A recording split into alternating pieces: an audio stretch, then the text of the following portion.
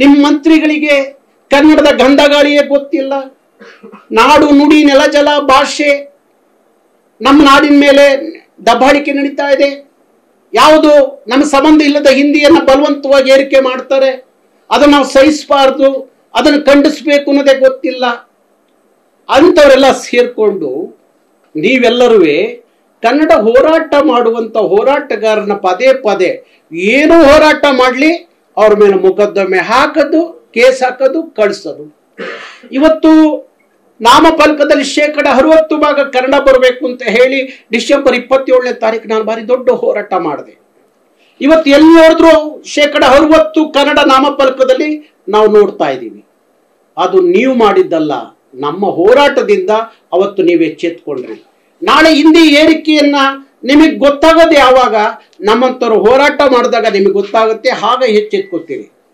ಇದು ಹೋರಾಟ ಮಾಡೋರ್ನ ನೀವು ಈ ತರ ಹೋರಾಟಗಾರನ್ನ, ಕನ್ನಡ ಹೋರಾಟಗಾರನ್ನ ಕೇಸ್ ಹಾಕಿ ಮೊಕದ್ದಮೆಗಳು ನೋಡಿ ಜೈಲಿಗೆ ಕಳಿಸಿರೆ ನಾಳೆ ಕನ್ನಡ ಅಂತೇಳಿ ಯಾರು ಬೀದಿಗೆ ಬರ್ತಾರೆ?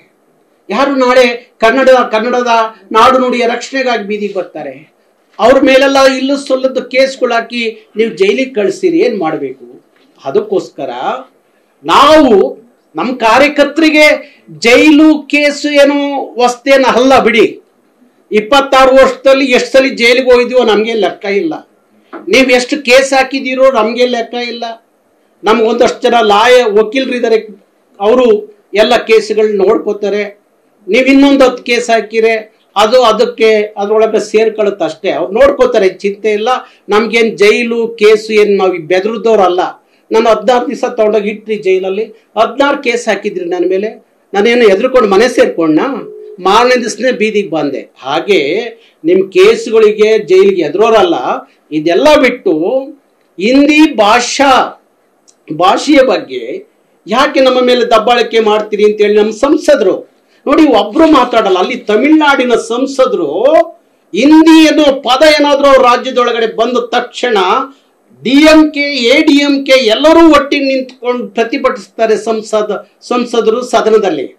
ನಮ್ಮ ಯಾವ ಸಂಸದರು ಸಹ ಒಂದು ಸದನದಲ್ಲಾಗ್ಲಿ, ಒಂದು ಪತ್ರಿಕೆ ಹೇಳಿಕೆಗಳಾಗ್ಲಿ, ಮಾಧ್ಯಮಗಳ ಮುಂದೆ ಹಂಚ್ಕೊಳ್ಳೋದಾಗ್ಲಿ ನಮ್ಮ ಸಂಸದರು ಒಬ್ರು ಬಾಯಿ ಬಿಡಲ್ಲ.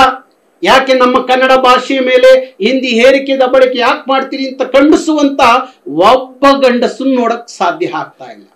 ಎಲ್ಲ ರಣಹೇಡಿಗಳ ತರ ವರ್ತಿಸ್ತೀರಿ ನೀವೆಲ್ಲ. ಅಂದ್ರೆ ಮತ್ ಕರ್ನಾಟಕವನ್ನ ಯಾಕೆ ರಕ್ಷಣೆ ಮಾಡ್ಕೋತೀರಿ? ಕನ್ನಡದ ಭಾಷೆಯನ್ನ ಹೇಗೆ ರಕ್ಷಣೆ ಮಾಡ್ಕೋತೀರಿ?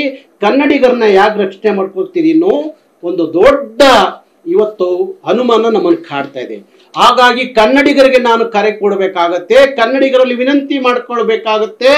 ನೀವೇನಾದ್ರೂ ಇವ್ರನ್ನ ನಂಬ್ಕೊಂಡು ಕರ್ನಾಟಕ ಉಳಿಯುತ್ತೆ ಅಂದ್ರೆ ಕನ್ನಡಿಗರ ಕೈಯಲ್ಲಿ ಉಳಿಯಲ್ಲ. ಕನ್ನಡ ಕರ್ನಾಟಕದಲ್ಲಿ ಉಳಿಯಲ್ಲ. ಕನ್ನಡಿಗರು ಎಚ್ಚೆತ್ಕೊಳ್ಳಿ, ಜಾಗೃತರಾಗ್ರಿ. ಇವರು ಬಂದಲ್ಲಿ ಹೋದಲ್ಲಿ ಪ್ರಶ್ನೆ ಮಾಡುವಂತ ಧೈರ್ಯ ಕನ್ನಡಿಗರಿಗೆ ಬರದೇ ಹೋದ್ರೆ ನಾವೆಲ್ಲವನ್ನ ಕಳ್ಕೋತೀವಿ. ನಮ್ಮ ನೆಲದಲ್ಲಿ ನಾವೇ ನಾಳೆ ಪರಕೀರಂತೆ ಬದುಕುವ ಪರಿಸ್ಥಿತಿ ಕರ್ನಾಟಕಕ್ಕೆ ಬರುತ್ತೆ ಅನ್ನೋದ್ರಲ್ಲಿ ಬೇರೆ ಮಾತಿಲ್ಲ.